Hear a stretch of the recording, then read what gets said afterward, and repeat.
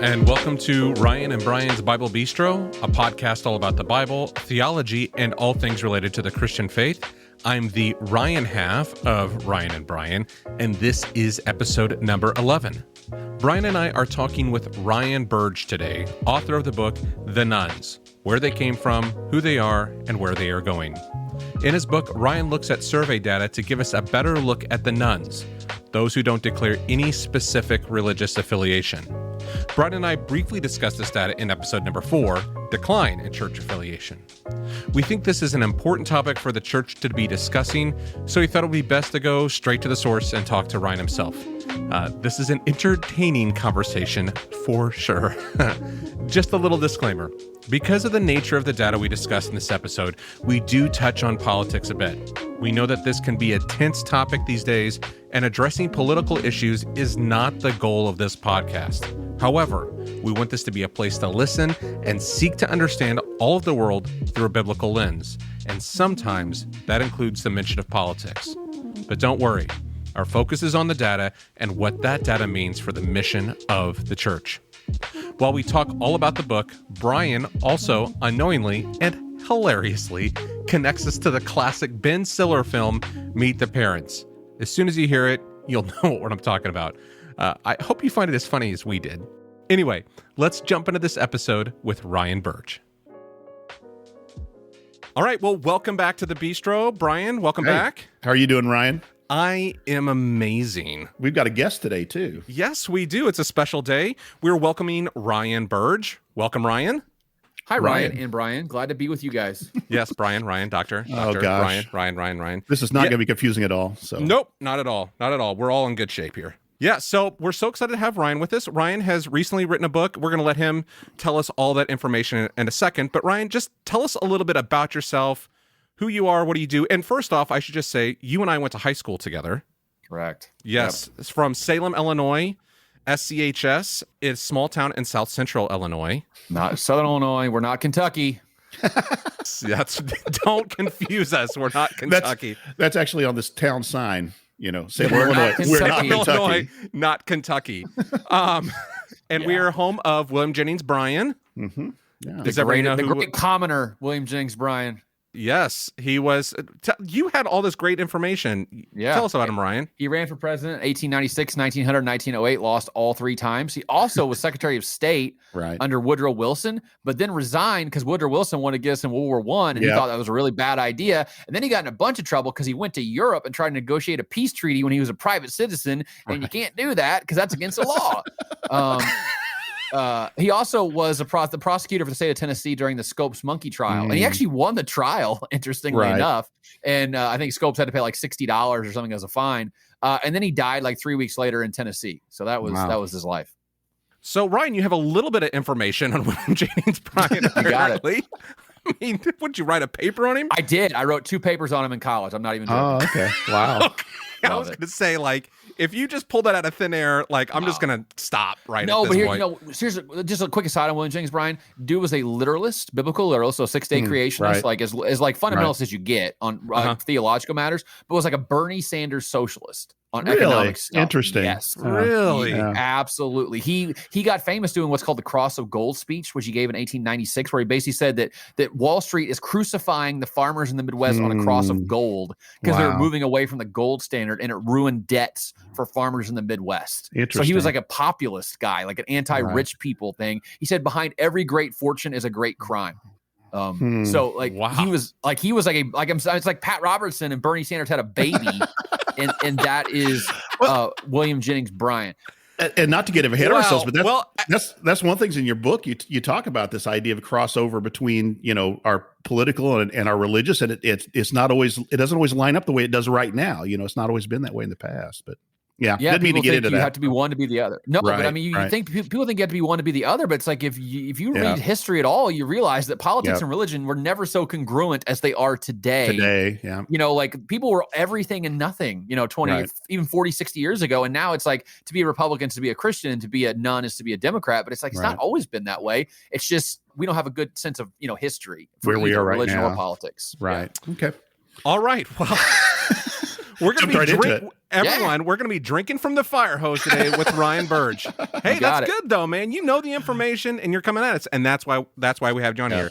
So, Ryan, before we get into your book and all the information, tell us a little bit about who you are, how you got here, what's going on. I am a graduate SCHS 2000. Went to Greenville College, which is Greenville University now, which makes my transcript a nightmare. Trying to people are like, this place doesn't exist anymore. I'm like, yeah, well, it did when I was there 4 years ago or whatever, 15 years ago. 2004, graduate with a degree in history, political science, minor in religion philosophy. I went to grad school in 2005 at SIU Carbondale. Kind of got squeaked in right before semester started. I did everything wrong going to grad school, realizing it now. Like I had no guidance. No one said like, don't do that. That's a dumb idea, which actually worked out for me. But then I advised people to not do what I did, which seems a little hypocritical. But I was going to go for 2 years to get a master's degree and then sort of bail and go work in private industry or whatever. But I liked it. And the department was like, hey, we think you're doing a good job. We'll give you an assistantship to stick around and finish up your PhD. And I didn't have anything else going on at the time. So I thought, all right, that sounds like fun. Dr. Burge sounds pretty cool. So I stayed there until 2011, got a PhD and graduated in June of 2011. June 23rd, you'll never forget the day you defend your dissertation. June 23rd, 2011. Never, ever. Graduated in August. And then I took a job at EIU, Eastern Illinois University, in 2012. I also am a pastor. I've been serving in the American Baptist churches since I was 20 years old, 3 years as a youth pastor. And then I was a pastor for 1 year at a little church in Marion, Illinois. And now I'm at my current church of Mount Vernon, Illinois. It'll be 15 years in October. I'm the longest serving pastor in the history of the church, which was established in 1868. So over 150 years of church history. I'm the longest serving pastor. Before that, the record was 10 years. So I've blown past that. Yes. Let's just say that there's a plaque in one of the hallways of all the pastors' names, and there's lots of plaques, little plaques of like a year, 2 years. You know what I mean? Like, what? You guys had like five pastors in 3 years. What happened? They're like, we don't want to talk about that. Yeah. Let's move on past that.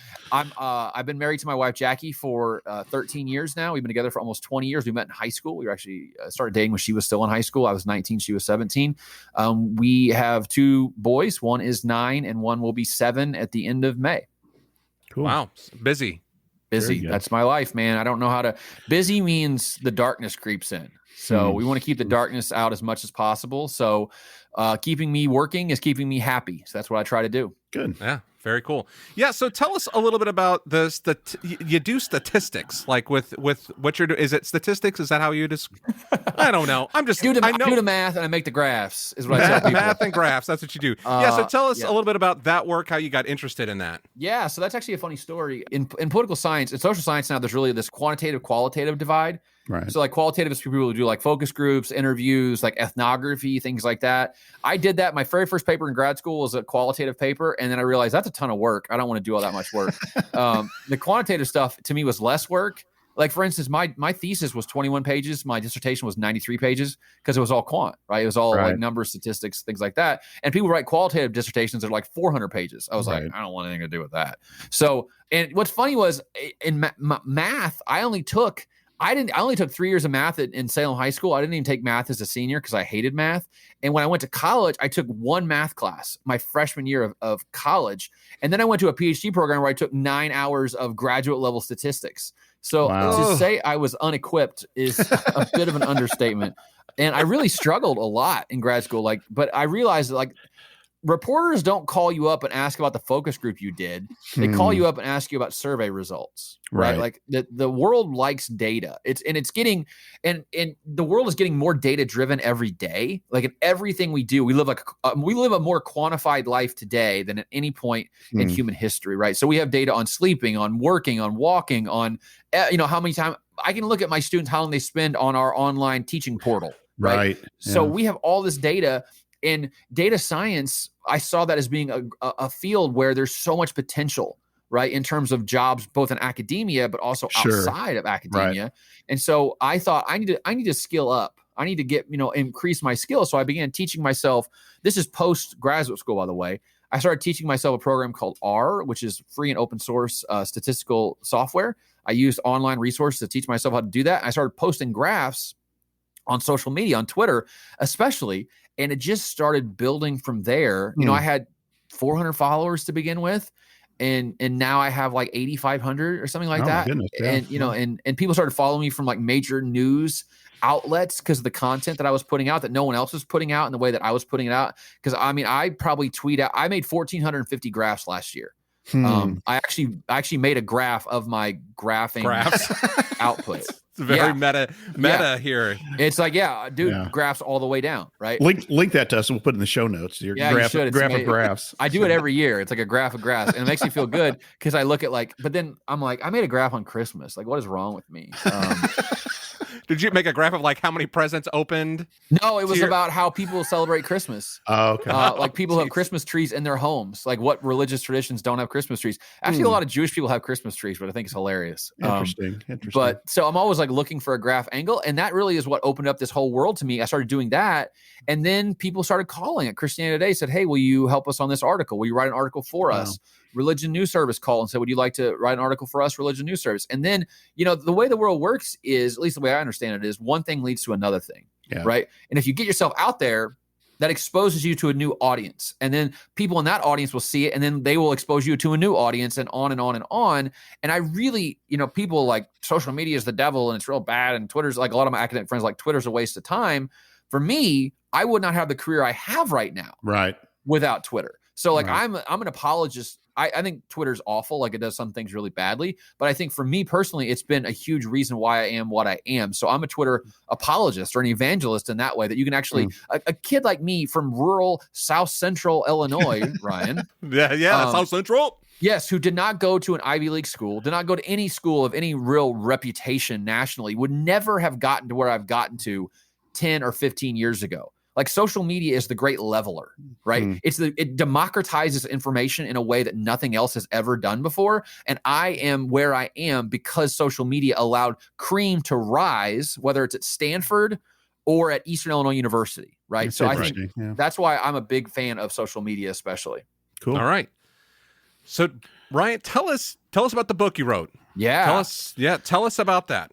So that go back to the tweet stuff. It actually started with a tweet. There was a tweet that I tweeted in March of 2019 where some new data had come out from this survey that comes out every other year that goes back to 1972. So it's great at tracking trends over a long period of time. And I just basically tracked how different religious groups had changed in size over the last 46 years, from 1972 to 2018. And the nuns, the people without any religious affiliation, had now risen 2% more and were statistically the same size as evangelicals and Catholics for the first time in our history, basically. Right. And so I tweeted that out. I just said, here's big news. You know, the nuns are the same size now as evangelicals and Catholics. And in the book, the introduction is based on the story of like how that happened in my life. Got turned up, to use a Will Smith Fresh Prince. My life got turned upside down. Yes. And I went from being like this obscure guy who had never spoken to the media ever, to CNN, the New York Times, the Washington Post, all calling. The Times of London called me. Wow. The Daily Mail, for the New York Post, C-SPAN. I was on C-SPAN on Easter morning of 2019. Wow. Doing an interview, and so like this whole world opened up right to me, and I was like, okay, this is fun. Like, and then my Twitter followers started increasing pretty significantly, and I was like, okay, that's cool. And then a year later, a book publisher comes along and goes, hey, we like what you're doing. Do you have any ideas for a book? And I was like, well, the nuns, people want to hear about these nuns, right? Because like that's what got me the traction in the first place. So let's not try to make people interested in something. Let's just help them see what they're already interested in a more in-depth and for more full treatment. And that was really what the nuns was just kind of giving a handbook for people about the religiously unaffiliated in America. Right. Yeah, and I'll go ahead and say, I preach on a weekly basis at a congregation. I'm a full-time pastor as well. And I found the book very helpful. I think we have pastors who listen, interested church members who listen. I think it's a great book to pick up, and it just gives you a different kind of take on just these statistics. I mean, the problem is when these studies come out, they always do a headline, a attention-grabbing headline, but when you begin to dig down into the data like you do, you're saying some of these things are not exactly the way that we read them initially. And I found it really helpful. Yeah, that's really the goal of the book, is to say, like, the thing your pastor told you about the nuns is probably wrong. Right. and not because they're no, it's how many of us understand how to use quantitative data in a statistically meaningful way. I mean, and pastor, and I should write a book called Pastor Stay in Your Lane. Like figure out what you're good at. But that's the thing, like pastors, and like I even call them pastor stories. People go, does that thing actually happen? I go, it's a pastor story. What do you think? Right. Like probably not in the way you think it did. You know what I mean? Like there's embellishment, and like the story changes over time. Statistics are that way too, right? Like pastors pick up this little like deal they read on Barna or Pew or whatever, and sort of pluck it out of context and be like, look at this terrible thing or whatever it is. Right. And so what I wanted to do was say, I'm on the Venn diagram of social scientists and pastors does not overlap that much. It has you in the middle, right? I am in that Venn diagram, right? You're the only one. I am. You're a unicorn. I think I actually am. And I say that, and now someone's going to come along and like tweet me like, me too, or whatever. The joy of Twitter. Yeah, get on my Twitter and start yelling at me, which happens way too often now. That's the downside of Twitter, by the way. If you get more followers, you get more angry followers. Sure. It gets a little bit more toxic. But no, that's the thing. I want to be like a translation service, basically, between the quantitative data and the pastor thing. And so when I do the quant stuff, I always sort of have a pastor mentality in the back of my head about like, what do pastors need to know about this stuff? Like I speak fluent both, which is very rare. Like most people who do religion and politics are not well-versed. Like my co-op, one of my most frequent co-authors is an avowed atheist, is like, so we just don't work on the same wavelength in that concern. So what I wrote the book for was sort of a handbook for pastors, denominational leaders to say, here's what the nuns actually look like, not the boogeymen that you saw on God's Not Dead. This is not Kevin Sorbo, philosophy professor nun. So the big takeaway, and I think this is something that everyone needs to know about the nuns is, so 6% of Americans are atheists.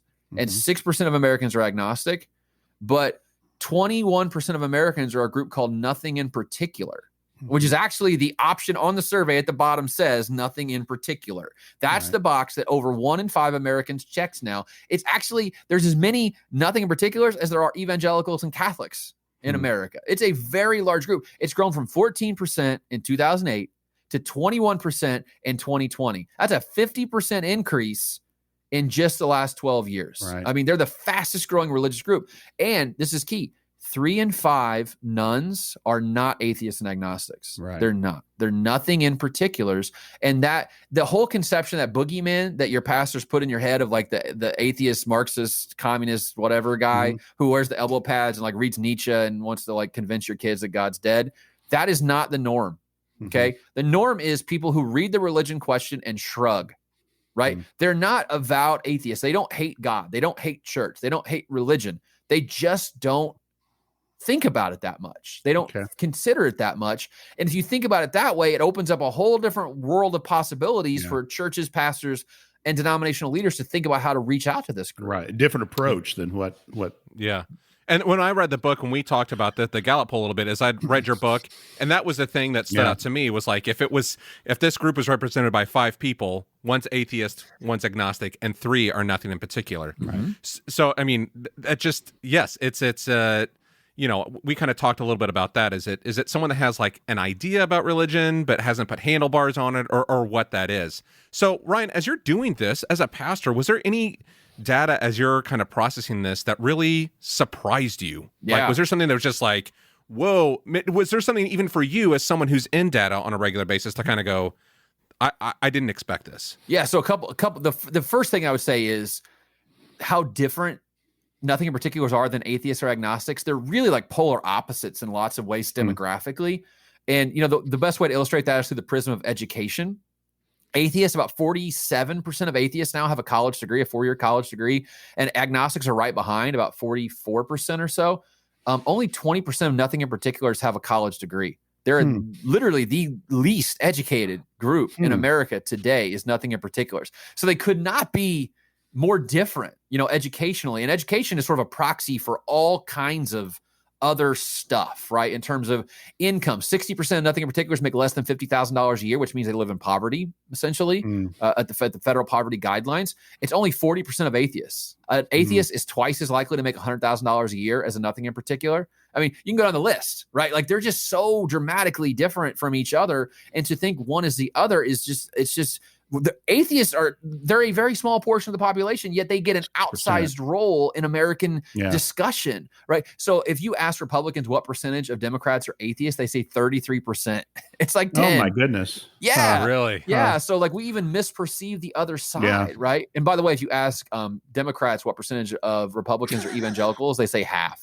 Really? When it's only about 35%, right? So we overemphasize, you know what I mean? We overemphasize what the other side looks like and make them really the caricature. Caricature, right? Yeah, and not the reality. But the other thing about nothing in particular, what I think is really, really, really, really important is, so I look at this data called panel data, which actually asks the same people the same questions in 2010, 12, and 14. So you can actually track movement at the individual level, not at the aggregate level, which means we can track how people move around religion over a 4-year period of time. For atheist agnostics, almost all of them were still atheist agnostics 4 years later. I think something like 0.7% of atheists became Christians 4 years later. So I wrote an article for the Gospel Coalition saying, stop trying to argue with atheists, guys. Like it's just a tremendous waste of time. I think it's something like intellectual, especially like white dudes who got like an MDiv or like, I'm going to do apologetics now. Let's go yell at Richard Dawkins or whatever. Right. You know, like, what are you doing? Like, what are you know what I mean? If you're not intellectually stimulating, cool, but also understand you're really not convincing anyone. Philip Yancey said, no one becomes a Christian because they lost the argument. Yeah. That's exactly right. It's just apologetics at some level it's not a great use of kingdom resources, I think. But nothing in particulars. 4 years later, 60% of them are still nothing in particular. 20% of them, atheist agnostic. 20% of them are Christians. Okay. So 1 in 5, that's big. Because you think about it, it's 20% of 20%. Right. That's 4% of America are nothing in particular is becoming Christians over a 4-year period of time. That is almost as large as all the atheists in America, right? So when you talk about like if I was a company trying to do market research, Right. Like, what am I doing here? Like, there's your market research right there. Like, that's the group you need to focus on. Don't worry about everybody else. Focus on that group. You can get we're talking about millions of Americans, tens of millions of Americans are in that group. Go after them. They're listening. They're willing. They're receptive. Yeah. That's very helpful. So while really we may think like it's doom and gloom, but when you think about the 20% of the 20%, and that's 4%, like that's again, like you said, that's a huge percentage of the population. Like it's not lost. You know what I mean? No. Like some people just kind of go, we'll never see them again. It's over and it's done with. And see, this is the same data we're talking about in these headlines, but you're just giving us a different way to understand it and to think about it. That's very helpful. So, and by the way, that Gallup stuff, don't make too much hay out of that, because they asked that the questions about membership, church in a church, synagogue, or mosque. And listen, people don't member up at church anymore. Nope. Like that's not a thing. So you're actually it's actually conflating the nuns and the nons together, because a lot of non-denominational churches don't have emphasize membership. Yeah. So like, I think, listen, is religion declining in America? Yes. I mean, unequivocally, absolutely yes. Americans are less religious today than they were 30 years ago. There's no doubt about that. Is it as bad as the Gallup number makes it out to be? No. I think they actually make it a little bit worse than it actually is. I think it's probably closer to 55% if you really, but the problem is they asked that question in the 1930s to begin with, when membership was a bigger deal. Big deal. Right? It was a huge deal. Yeah. And the problem is you can't change the way you ask a question, because then you lose comparability, to old data. So they have to ask the question the same way. So you're seeing an artifact of something that a decision they made literally 80 years ago is causing us consternation today. Right. Bet it was great timing for your book. Oh my gosh, the book was doing okay. Like it was, I was doing fine, and all of a sudden that comes out, and all of a sudden the Washington Post calls me, and all of a sudden I look on Amazon, and my rank goes from like 12,000 to like 3,000. I'm like, ooh, like thank you, Gallup. Like I don't know how you did this or why, but I'm glad you did, and it's actually kind of given like a nice second wind for book sales and interest and stuff. So I'm got some randos from high school calling you to be on podcasts. Hey, man, I've gotten a lot of randos from my past. Like, I saw you on 538, dude. It's great. I'm like, thanks. I appreciate that. Cool. Yeah. So talk to us about the reaction to your book. Yeah. You said like you've got more Twitter followers, but a lot of the hate. But talk to me just like what's been the reaction to this data? To, the Gallup was really maybe catastrophizing some things, but like talk to us about what's the reaction been to your book. I've realized that every pastor in America wants to make their church huge. There's a reason that church growth is an industry. Right. a billion-dollar industry, multi-billion-dollar probably industry. Everyone's asking the question, what can we do to bring back the nuns? And honestly, like I actively avoided that question in the book because there's not a single simple. Everyone wants like, here's a 5-point plan to bring the nuns back. It's not that simple, right? Like part of my job is to say, and I even say this in the book, here's what the world actually looks like. Not the way you wish it were or hope it could be, but the way it actually exists. And, it's like, from a lot of me, it's like, here, I'm going to put this all on a platter and hand it to you, slide it across the table and say, okay, now you figure out what to do with it. Now, that's not to say that I don't have some ideas, but there's not a silver bullet. There's not a magic word, incantation you can say to bring these nuns back. But at the same time, I would say the response has been overwhelmingly positive from everybody, even the nuns. I have atheist friends who read the book and go, I like those first 4 chapters, but the 5th one, that's when I put like the pastor hat on a little bit in the 5th chapter. They're like, I didn't like that chapter at all because you're trying to convince me to become a Christian or whatever. Right. That's the problem in that Venn diagram we talked about. You can't do both and not make one side unhappy at some points, right? So let me ask you this: when you mentioned that, I was going to ask the nuns that have responded, what kind of things are you hearing? And let me preface this by saying I really appreciate in the book that you point out, hey, statistics are numbers, but each of these numbers represents an individual, and everybody's story is different, and really that's what we. As believers, that's what we're about. We're about connecting with people on an individual basis and relating and connection. And so anyway, what have been the response of some of the nuns that have responded to your book, would you say? It's funny. They actually really like me. Like I have a nice following. I'm like the American Atheists asked me to come like do webinars for them and stuff. I had a week. This is how wild my life is. I had a week like probably 6 months ago where I did Christian Broadcasting Network, did a live interview on their show. Like on a Tuesday, right? And then on a Thursday, I was on the Freedom from Religion podcast.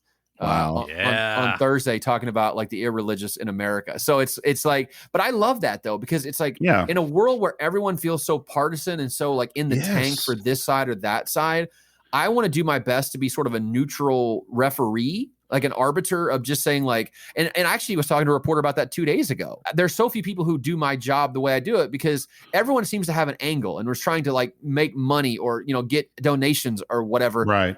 I mean, obviously I'm trying to sell books, but my whole shtick as a platform is I'm just giving you the data like as neutrally as I possibly can give it to you. There's a value in that in a society where everyone is all over the place. Right. And it seems like you can't trust anybody anymore with anything. Right. I hope to be one of the few people in American society go, well, what does Ryan think? Like, what is his take on this? Because I think it would be a neutral, objective, empirically based take, no matter what it is. That's good. Yeah.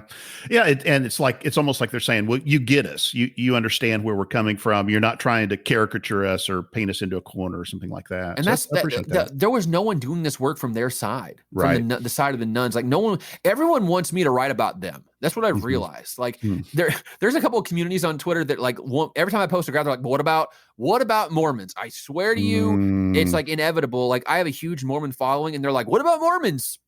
Like everything's like everyone wants it to be about them, right? And what about Orthodox Christians or what about the nuns, right? Everyone wants something to be written about them, and hopefully, I'm one of the few people who can do that. And it's so interesting because those communities are desperate to learn about themselves. Yeah, right. That's good. They really want to understand themselves in a meaningful way, and there's so few people doing what I'm doing that I end up having to be like this encyclopedia for everybody, like helping them explain themselves, which I love, but it's also sort of it's a burden because you feel like I'm always constantly thinking, am I writing too much about this and not enough about them? Who am I ignoring? Who am I leaving out? And I know I'm leaving people out. But unfortunately I can't do everything. I can't be everything to everybody. So, You're just trying to hold up a mirror a little bit. Like everybody's asking for the mirror. Let me see the full-length mirror so I know what's really going on with me. I'm going to use that in my next book, Ryan. I appreciate that. Yeah. Yes. Everyone's a mirror.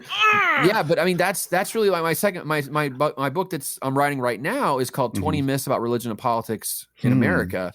And it's 10 political myths and 10 religion myths. Wow. And I'm really trying my best to cover as much ground as I can. But the introduction, the first sentence of the introduction is we can't even agree on the facts anymore. Right. Like that is where we've gotten to in America is like 80% of Republicans believe that the 2020 election was stolen. Right. I mean, like, it's not political for me to say that's a lie. Like you believe in a lie. Like at some point we have to say like truth is truth and lies are lies, and lies don't become truth because you say them a bunch. or a bunch of people stand. That's the thing is, I hope, and in the book, I try to make this case in the beginning saying like, the only thing that moves us forward as a country, as a society, is for us to embrace an empirical worldview, which is saying, I don't care, what the facts are the facts, and we can't argue the facts. We have to argue the interpretation of what those mean. But when we start attacking the facts, we literally have crumbled the foundation of American political discourse and American religious discourse. And that is a really scary road to go down. Okay. So can you give us an example? One of those myths? I mean, you talked about some, but Okay. Just give us the whole book if you would. Evangelicalism is in decline. That's actually a myth. Okay. There's actually no evidence of that. If you look at the data from 1972 to 2018, they're actually up 2 or 3% from 1972. Right. We saw that one graph you gave, and you made the point that there could have been a period of aberration in there, but overall, you've got a little bit of an increase. Yeah. And I actually do that in more depth in the book. I show I truncate the axis at like 1972 versus 1993. Yeah. If at 1993, it's downward, but from 1972, it's actually upward, right? So, and the share of Americans who self-identify as evangelical is actually the same size as it was 12 years ago. Interesting. Wow. So there's been no evidence of decline. A political one is that Donald Trump was not the favorite of white evangelicals in the primary. Right. That's a dead wrong myth. He was preferred by white evangelicals of every church attendance level except those who attended more than once a week. So weekly attenders preferred him over Cruz. And even amongst the weekly attenders, which, by the way, are only 8% of white evangelicals attend more than once a week, he actually only lost to Cruz by 8 points. Well, hang on a second. Go back, and you said church attenders who attend more than once a week? That's the only group that Cruz did better than Trump was white evangelicals who attended church more than once a week. Yes.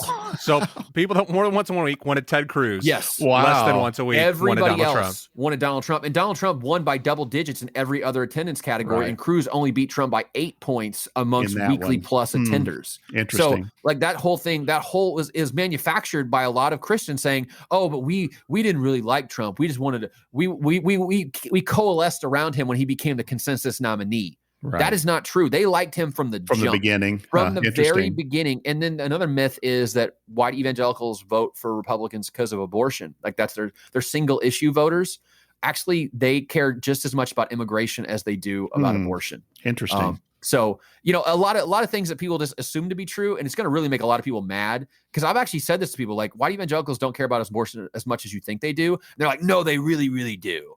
Like the data just doesn't say that, Interesting. So like I said, there's 10 primarily religious, like one is like radical conversion is rare and does not actually happen amongst adults.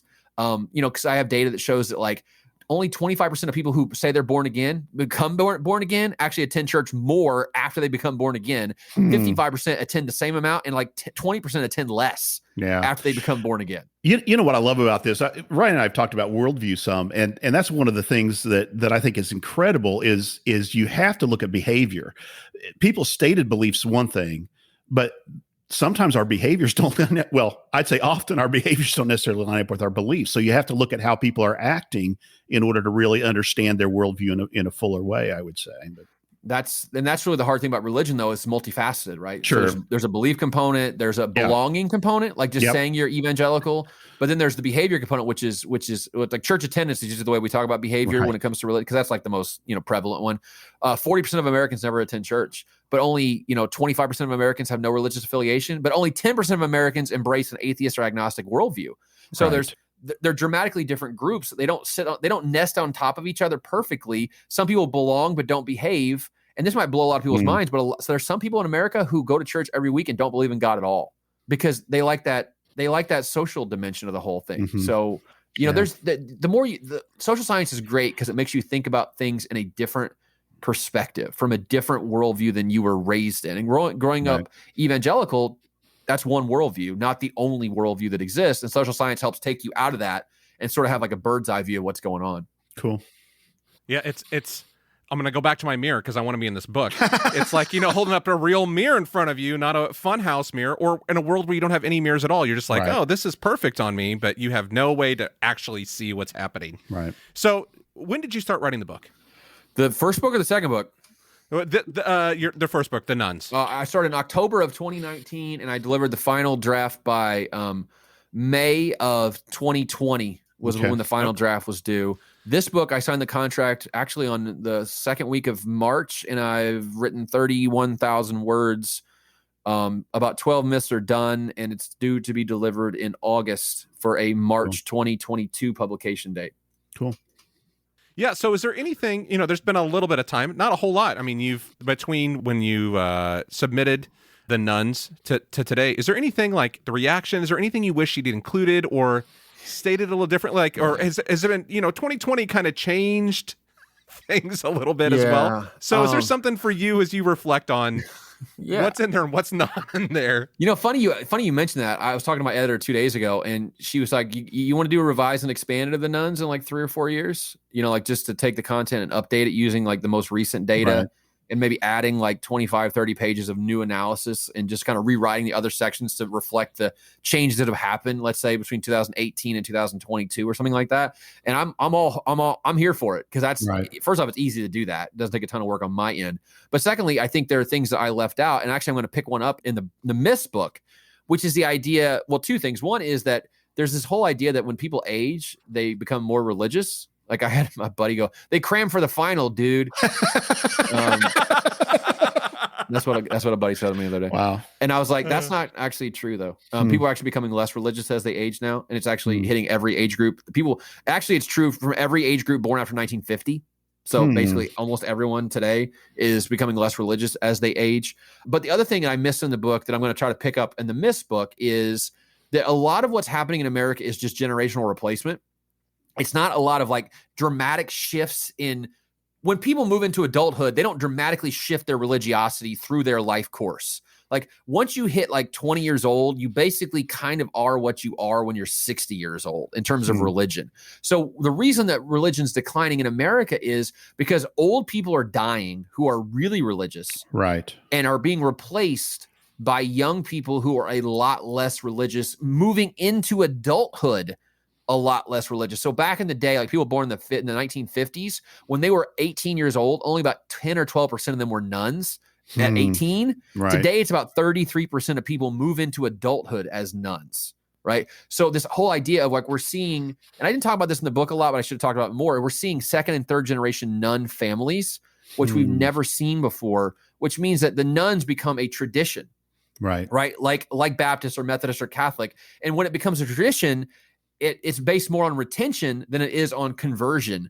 And that makes their numbers more stable over a long period of time. And we're moving into that era now. And I'm going to do that in more depth in the next book. That's interesting. Yeah. Yeah. So when you say the nuns like are becoming generational, is it part of that atheist agnostics? It's that 3 represented by 3 there, or is it atheists and agnostics are they becoming generational as well? They are. For instance, in the 1970s, only about 1/3 of people raised as a nun stayed a nun as an adult. So 2/3 of them went back to a religious tradition. Today, it's about 65% of people raised nuns stay nuns.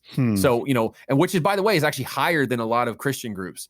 Evangelical retention is only about 70% right now. So like we're getting to that same level of like codification and institutionalization of, the nuns as an institution, not just a new phenomenon, which means that the numbers to bring them back is going to be even harder because you have to convince people who are, they've been nuns their entire lives to stay nuns.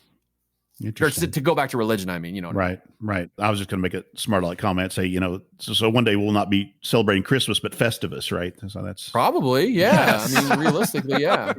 I'm going to air my grievances now for the year. So Ryan, you're a pastor. Mm-hmm. So what is the main takeaway?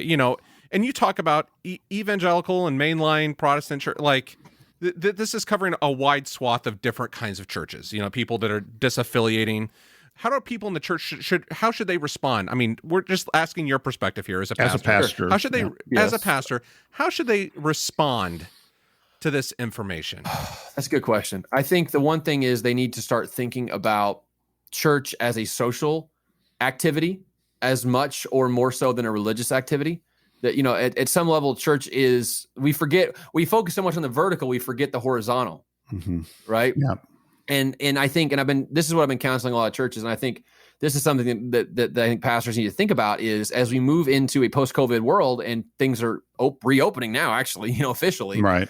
People are looking for connection. They're looking for community. They're looking for socialization. So churches should start creating that space to make that happen. So things like barbecues, horseshoe tournaments, circuses, like just make events and do them outside, by the way, just in case people have, issues with COVID and all that kind of stuff. Make it easy for them to come and don't hand out any tracts, and don't do like a praise and worship time, and don't have like a evangelist come yell at them and tell them they're going to hell. Just chill on that at the beginning, right? Most people come to church for the wrong reasons and stay for the right reasons. Right. So give them a lot of wrong reasons to come, and free food's a really good wrong reason. You know what I mean? Like just create connections with people. And I think people are actually more interested now in connection than they've been in a long time, because they've gone through this period of reflection over the last 15 months for a lot of them about their self-evaluate. Am I not religious enough? Do I need to get closer to God? Do I need to go back to church? I think a lot of people are they're looking for a halfway meeting. You know what I mean? They want to see that hand coming from the other side to meet them where they are.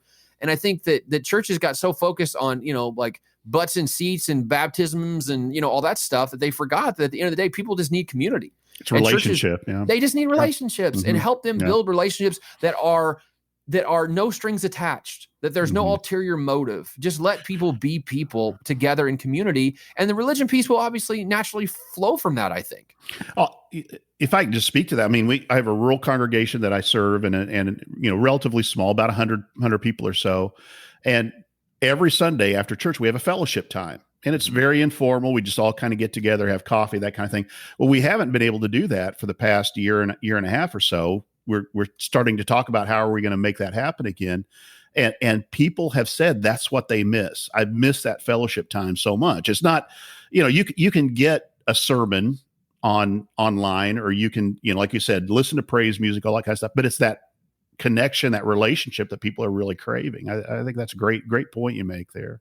Yep. And that's not what I grew up with, though. It was all about invitational time. And I just read a chapter where we talked about my church I grew up in, First Baptist of Salem, Southern Baptist Church, where I don't think there's 9 verses of I surrender all, but we found 9 in that church somehow. You better surrender it. You better surrender all of it, just as I am right now, up front, please. Because what the pastor would do is he goes, well, unless someone comes up front, we're gonna sing another one. You know what I mean? Like, we're gonna sing another one until someone comes up front, because we were so interested on, that was the whole emphasis. And it's like, you forget the fact that like a lot of people just want friends. They just want to hang out, like just create. And I think that's the thing that churches should do too, is create space after the worship service and before the worship service to just hang out in the pews and talk to each other. That's where the community is built. And that's where actually, I think the edification happens a lot is not from the pulpit. And by the way, just to turn it political just for a second, most churches are not political from the pulpit.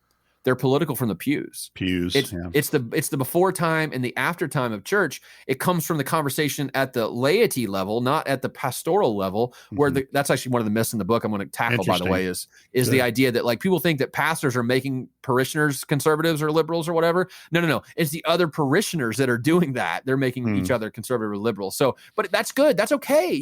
Let's let that happen. Let's let people talk. Like, I think churches, especially churches who have like, let's say church first and then Sunday school afterwards, or Sunday school first, you got to think about, give a lot of time between Sunday school and church. That way people want to sit and talk in the hallway for 20 minutes between Sunday school and church. They don't feel like they're rushed into going back to church, right? Like, let them have time to socialize. That's something to think about going forward, is maybe make the worship service a little bit shorter and make the socialization period a bit longer. I think people would actually enjoy that quite a bit.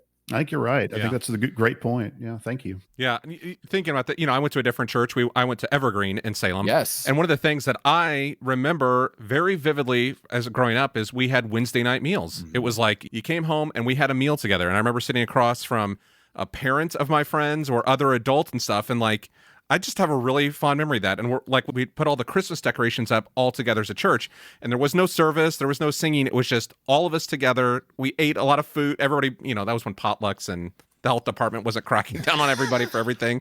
But, we just got together and we ate. And like, I had connections with people that were older than me and adults and that cared about me. And so, that was a huge part for me. And that's one thing that I mourn, that loss of experience even for my children, because it was such a huge part for me growing up as well. So I think community is a huge thing. And my church is all old people. Like, just to be blunt, it's just a bunch of old people. So my kids have like 10 sets of grandparents.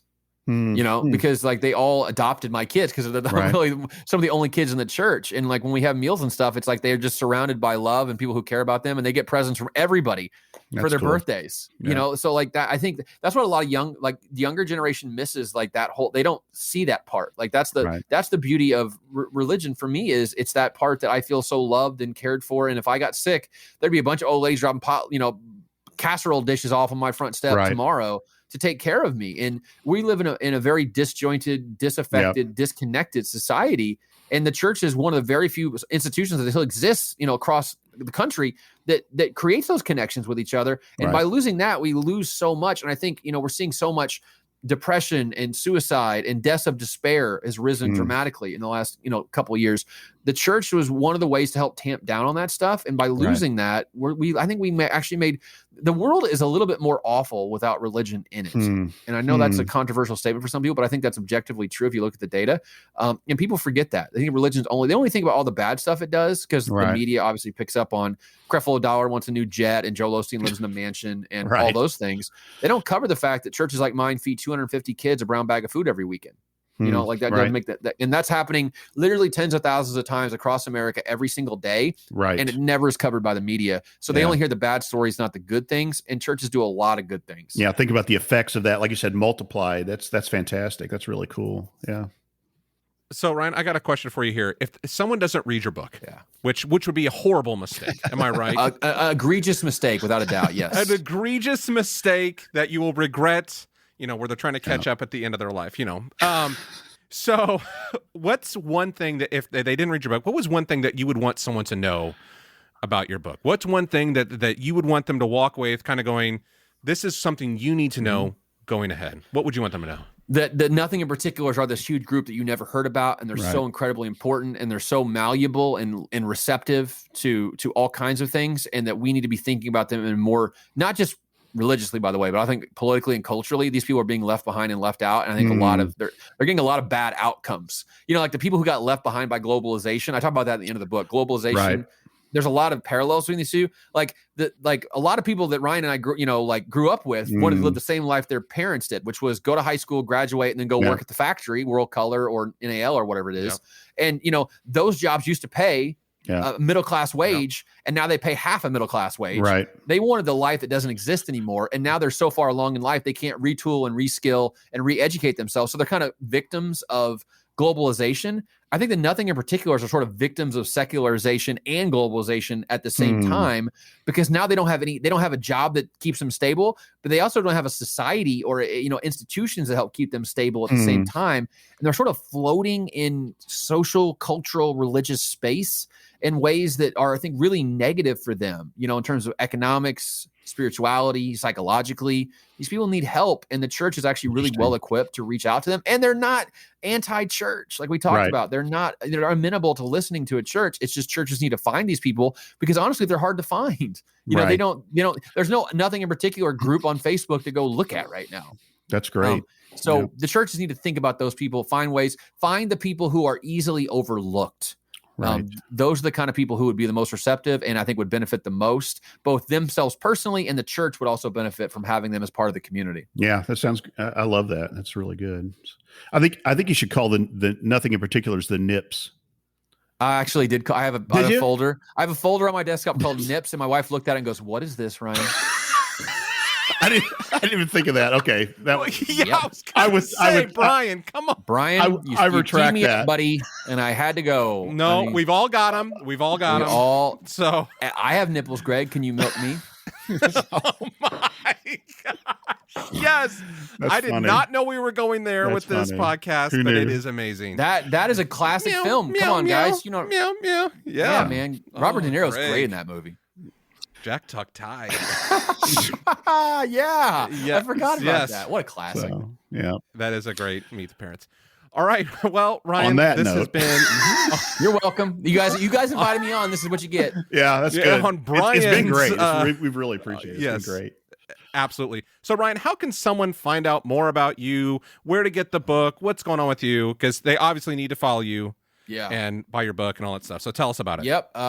You can find me at Ryan Burge, RyanBurge on Twitter. That's really the center of my online presence. Everything I do sort of kind of hubs around what I do on Twitter.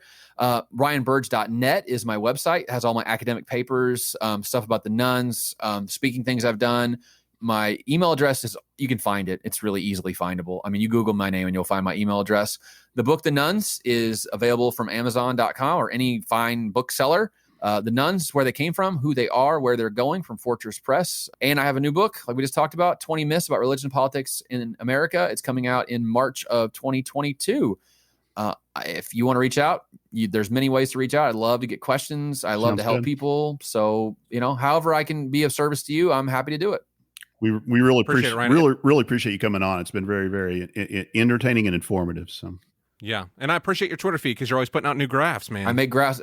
Someone laughed at me, goes, dude, your Twitter bio is like so perfect. It says, I make graphs about religion, because that's exactly what I do. No fluff, no commentary, just graph. I got a brand. I know what my brand is. They don't want to hear how I feel about like minimum wage or whatever. No one cares about that. They want to see graphs about religion, and I give people what they want. Cool. Yeah. And we want that graph about graphs. Yeah, definitely. Yo, dog, I put a graph in your graphs. Yeah. Awesome. Thanks again so much, Ryan. Thanks, Brian. Appreciate it. Bye-bye. Well, thanks so much for listening to this episode of Ryan and Brian's Bible Bistro. We hope you enjoyed it, and it gave you plenty of things to think about. I know it did for me. To go along with this episode, we are also going to be doing a giveaway. You can enter to win a copy of Ryan's book, The Nuns, starting tomorrow, May 28th. So head over to Facebook tomorrow, that's Friday, for all of those details. Coming up on Tuesday, Brian and I are jumping back into Scripture and talking a bit more about the idea of the temple through the whole book of John. If you found our John 14 episode interesting, you won't want to miss this whole series of upcoming episodes. In the meantime, you can find show notes, links, and more for this episode and others at thebiblebistro.com. You can also find us and follow us on Facebook and Instagram at The Bible Bistro. And as always, you can subscribe to us on either Spotify or Apple Podcasts or wherever you get your podcasts. Just search for Ryan and Brian's Bible Bistro. If you're enjoying the podcast and find it helpful, would you also please give us a review with Apple Podcasts? The more positive reviews we receive, the more likely others will be able to find and listen to this content. I think that's about it for today. We hope you enjoyed it, and we will talk to you next Tuesday.